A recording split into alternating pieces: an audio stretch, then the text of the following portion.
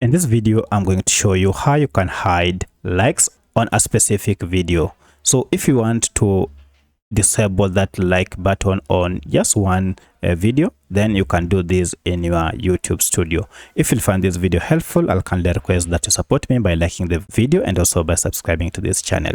Alright, so the first thing you need to do is to go to your YouTube studio and then head over to content here and then identify the specific video that you want to hide the likes. So for my case, I like to hide likes on this video here. So if I click on it, I'll have the video details here. Scroll down until you see show more down here.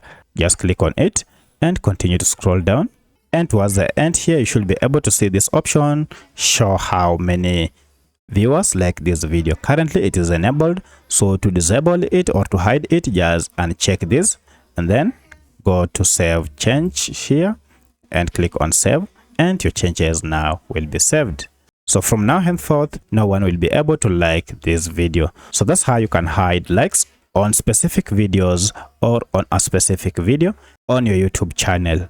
If you have any other question, kindly let me know in the comment section. Otherwise, thanks for watching and let's meet in the next video.